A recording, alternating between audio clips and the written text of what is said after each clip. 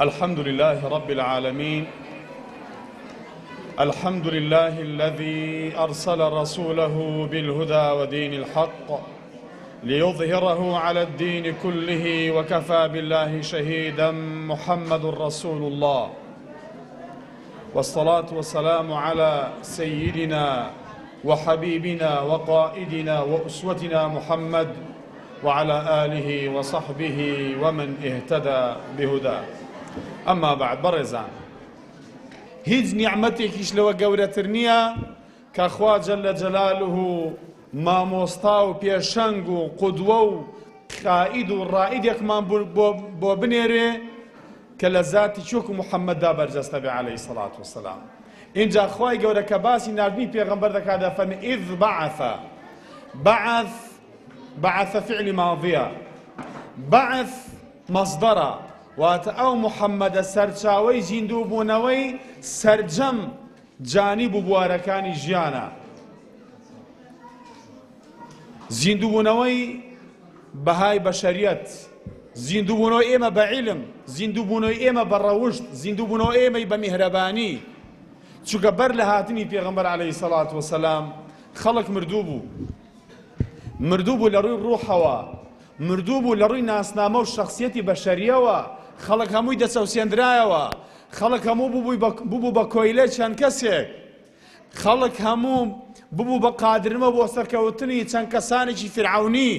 بەڵام ئەو پێغەمبەرە دروشم و شیعاری گێڕانەوەی شەخسیەتی بەشەریەتی هێنا. خەڵک کێ حورمەت و شەخسیەتی خۆی دەزانی و دەناسی هەتا پێغەمبەر نەهاتبوو عەلەیهی سەڵات وەسەلام. خەڵک هەمووی ماستا و تەمەلوقی دەکرد بۆ ئەم لاولا، خەڵک هەمووی بە قادرمە کرابوو، خەڵک هەمووی خەیمە و ڕەشماڵێکی ڕەشی یاسای دارستانی بەسەریەوە حوکم بوو. بەڵام ئەم پێغەمبەرەکە هات فەرمی ئەلا نەعبودە ئیلا الله ولا يتخذ بعضنا بعضا أربابا من دون الله. هەمومان بەندەی خواین، هیچ کەس بۆی نییە ئاغا و کوێخاتی بەسەر هەندێکدا بکە بە ناوی بە هەر ناوێکەوە بێت. هەمووتان عەبدی خوای پەروەردگارن، هەمووتان یەکسانن لە بەردەم تەرازوی خوادا. ئینسان چۆن دەبێ لە جە و زەمینەیەکدا کە خوای پەروەردگار خالقیەتی هەندێک عەبد بن، هەندێکیش مەعبود بن، هەندێک ڕەب بن، هەندێک مەربوب بن. خوای پەروەردگار و یاسای ئاسمانیەوەی قوبوڵ نییە. بۆیە خوای گەورە ئەم پێغەمبەرەی نارد بە عیلمێک، بە زانستێک کە هیچ کەس لەسەری خۆتەوە نەبینی جگە لە خوا و پێغەمبەری خوا عەلەیهی سەڵات وەسەلام. وە لە ئەمیر و برا گەورەی مسلمانان ئەویش لە چاکەدا لا طاعة لمخلوق في معصية الخالق. هیچ کەس بۆی نییە گوێڕایەڵی بکرێت لە شتێکدا کە سەرپێچی خوای پەروەردگارە. هەموومان دەبێ عەبدی خوا بین. ڕێز و حورمەت و دینداری و برایەتی شتێکە و مەسەلەی هاتنە ئارا و هاتنە مەیدانی شتێک کە پێچەوانەی فەرمانی خوا و پێغەمبەر بێ نابێ، ئینسان گوێڕایەڵی بێت. اینجا ئینسان پێغەمبەری خوا عیلمی هێنا. مثل ما بعثني الله به من العلم والهدى كمثل غيث. پێغەمبەری خوا کە هات پەیامێکی هێنا، ئەو پەیامەی ڕەمزی زیندووبوونەوە بوو بە عیلم، بە زانست. ئێمە عیلمێکی قورئانی و سونەتیمان پێیە 100%. هەرچی خوا پێغەمبەری خوای فەرمووی بێتی هیچ گومانی تێدا نییە.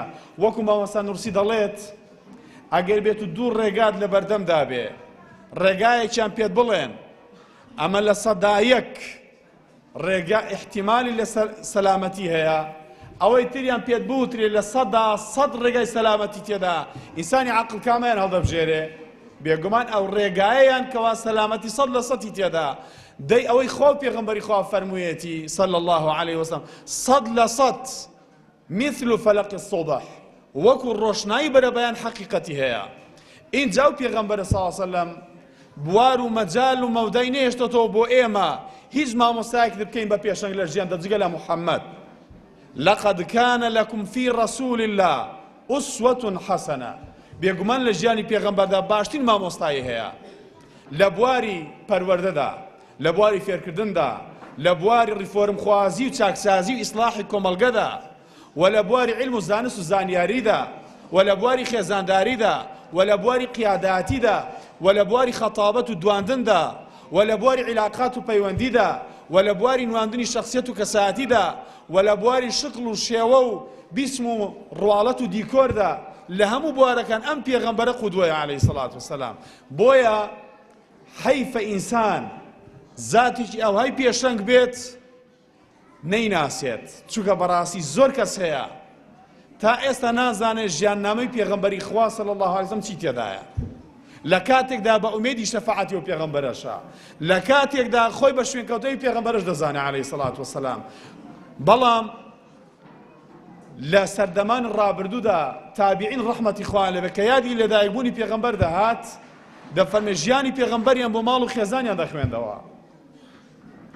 گەنجانی ئێمە، خوشکانی ئێمە، برانی ئێمە چەندیان شارەزای ژیانی پێغەمبەرن صلی الله علیه وسلم، چەندیان سەد حەدیثی پێغەمبەریان خوێندوتەوە. حەقا و جێگای خۆیەتی کە ئێمە لە یادی لەدایکبوونی پێغەمبەردا سازم پەیمانی شوێکەوتاتی بۆ پێغەمبەر نوێ بکەینەوە و لەسەر خۆمان و ماڵ و منداڵیشمانی پێویستکەین کە بەلای کەمەوە ئەربعین نەوەوی چل حەدیثەکەی پێغەمبەر صلی الله علیه وسلم یاخود ڕیاض الصالحین ئەمانە یا بوخاری یا موسلیم صحیحەکانیان ئێمە بە پێی توانامان تاوتویان بکەین.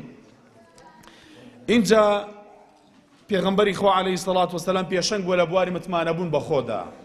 بەڕێزان، متمانەبوون بە خود ئەمڕۆ بوارێکە، بواری تەنبیەی بەشەری و گەشە پێدانی مرۆیی ئەمڕۆ زۆرترین نووسینیان لەم بوارەدا کردووە و زۆرترین چاپیشی لێ دەکەوێتە بازاڕەوە. بەڵام ئەگە تەماشای پێغەمبەرمان بکەین سەرمەشق بووە لە فیقە و متمانەبوون بە خود دیدا. ئینسان ئەم دەرسە لە پێغەمبەر وەردەگرێت صلی الله علیه وسلم. پێغەمبەر صلی الله علیه وسلم متمانەی بە خوای خۆی هەبوو، متمانەی بە پەیامەکەی خۆی هەبوو، متمانەی بە تواناکانی خۆی هەبوو، متمانەی بە لیاقەی خۆی هەبوو، متمانەی بە میکانیزم و ئامراز و وەسیلەکانی گەیاندنی ئەو پەیامەی خۆی هەبوو. بۆیە لە کاتێکدا کە خەڵک بە کۆرس دەیگوت شاعیر، بە کۆرس دەیوت شێت، بە کۆرس بەربارانیان دەکرد لەبری ئەوەی لە خەڵکدا عەکس بێتەوە هەمووی لە خۆیدا عەکسکردنەوە. بۆیە مەحوی شاعیر دەیوت ئەوەندە بە نووری پێغەمبەر منعەکیس بوو بوون، غەریبی تازە هاتوو ئێوە چی ئەم پێغەمبەرستانە. بۆیە ئێمەش گرنگە متمانەمان بە خۆمان بێت، شانازی بە شوێنکەوتاتیت بۆ پێغەمبەر بکە صلی الله علیه وسلم. ئەگەر خەڵکێک کە ئەتۆ زۆر معجبی پێی سەراسیمە و سەرسوڕماوی لەبەرەوە کە شەهادەیەکی هەیە، ئەوە مامۆستاکەی پێغەمبەر زانی چێ بووە عەلەمەهو شەدید القووە. مامۆستای پێغەمبەر صلی الله علیه وسلم جیبریلێکە کەوان نەک هەر مامۆستاکی زەمینی نییە، مامۆستای فریشتەکانیشە، مامۆستایەکی ئاسمانیە.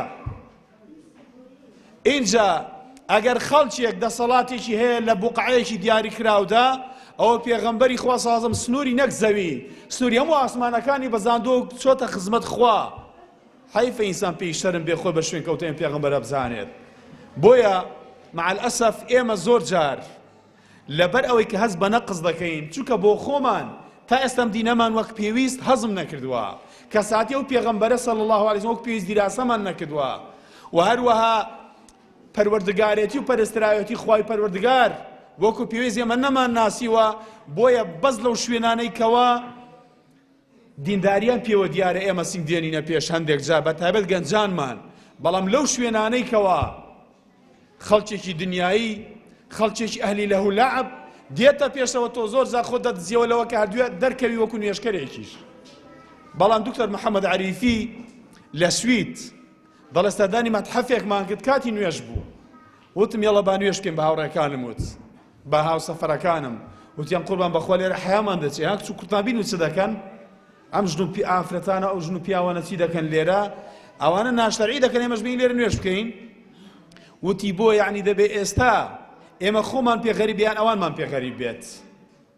ئەوان شتێک دەکەن پێچەوانەی کۆرسی گەردوونە کە هەمووی تەسبیحاتی خوا دەکا، بەڵام ئەوەندەی سەرزەوی خۆی زەوی بۆ خۆی یەک هەسارەیەکە لە کۆمەڵی خۆر. اینجا هەموو زەویژنا بەشێک لە زەوی خواپەرستی ناکا.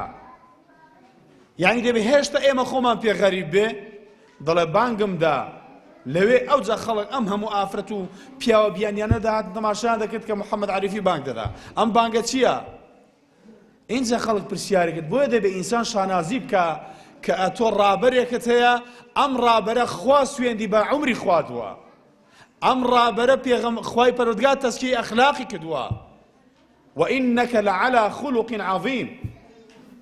بۆیە پێغەمبەری خوا سەڵم هیممەت بەرز بووە دەبێ ئێمەش هیممەت بەرز بین لە بوارەکانی خوێندن لە بوارەکانی کاری ئیسلامی لە بوارەکانی پێکێنانی خێزان پەروەردەکردنی مناڵ و هەروە سەرجەم بوارەکانی ژیان تەماشای پێغەمبەر کە چەندە متمانەی بەخۆی بوو عەلەیهی سەڵات وەسەلام.